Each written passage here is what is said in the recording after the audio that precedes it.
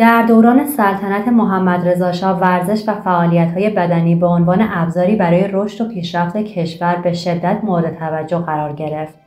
از توسعه ورزش‌های ملی تا توجه به ورزش‌های حرفه‌ای و بین‌المللی، شاه ایران به دنبال تغییراتی بود که تأثیر اون تا سالها بعد در کشور احساس شد. تو این ویدیو نگاهی میندازیم به طرح‌ها و برنامه‌های ورزشی محمدرضاشاه و اهمیت ورزش در اون دوران. در دهه‌های 40 و 50 میلادی وقتی که دنیا در حال گذار به سمت حرفه‌ای‌سازی ورزش‌ها بود، محمدرضاشاه پهلوی هم برای ایجاد تحولی مشابه در ایران دست به کار شد. ورزش در این دوره نه تنها به عنوان یک فعالیت بدنی، بلکه به عنوان ابزاری برای ارتقاء حیثیت ملی و نمایش قدرت و پیشرفت کشور در سطح جهانی دیده میشد. شاه در نظر داشت که ورزش به یک بخش جدی از زندگی روزمره مردم تبدیل بشه.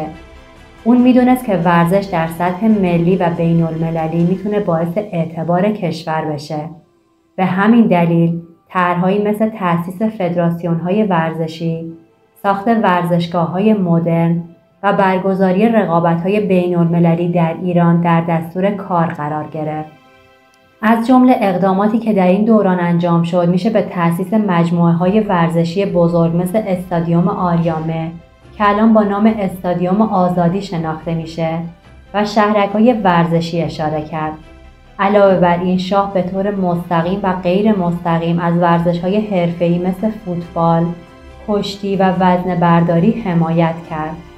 اما یکی از مهمترین اقدامات شاه طرح تربیت بدنی و توسعه ورزش‌های همگانی بود.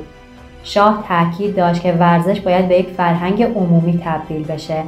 به همین دلیل تلاش کرد تا زیرساخت‌های ورزشی در تمام کشور گسترش پیدا کنه. مدارس و دانشگاه‌ها هم به برنامه‌های ورزشی توجه بیشتری داشتند. در سطح بین‌المللی شاه به برگزاری مسابقات آسیایی در ایران اهمیت ویژه‌ای میداد. در سال 1974 تهران میزبان دومین بازی‌های آسیایی بود که این رویداد به عنوان یکی از بزرگترین رقابت‌های ورزشی در تاریخ ایران محسوب میشه.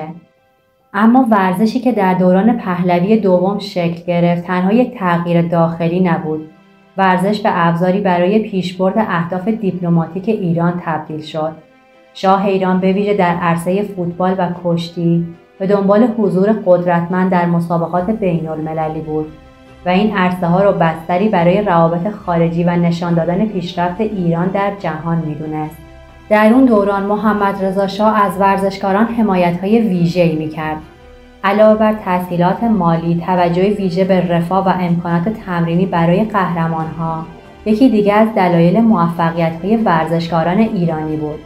با این حمایت‌ها خیلی از ورزشکارها تونستند در میادین جهانی و آسیایی بدرخشند و پرچم ایران را بالا ببرند.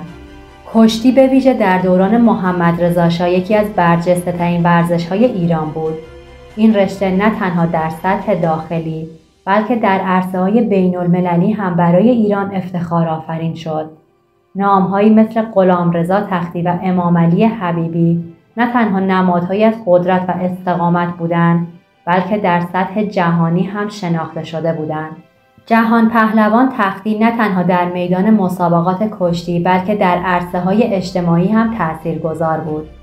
محبوبیت اون در بین مردم ایران به حدی بود که حتی بسیاری از جوانهای ایرانی اون رو به عنوان الگویی برای زندگیشون انتخاب می‌کردند. حضور تختی در مسابقات جهانی کشتی و رویدادهای بین‌المللی به ویژه در دوران جنگ سرد ایران را به عنوان قدرت ورزشی در سطح جهانی معرفی می‌کرد. یکی از ویژگی‌های دوران محمدرضاشاه پهلوی این بود که ورزش به بخشی از فرهنگ عمومی مردم تبدیل شده بود. در اون دوران حضور در مسابقات ورزشی برای مردم ایران نه فقط یک سرگرمی بلکه یک رویداد اجتماعی مهم بود که همه اقشار جامعه را در بر می‌گرفت. به ویژه در مسابقات فوتبال ایران در آسیا و حتی در سطح جهانی درخشید.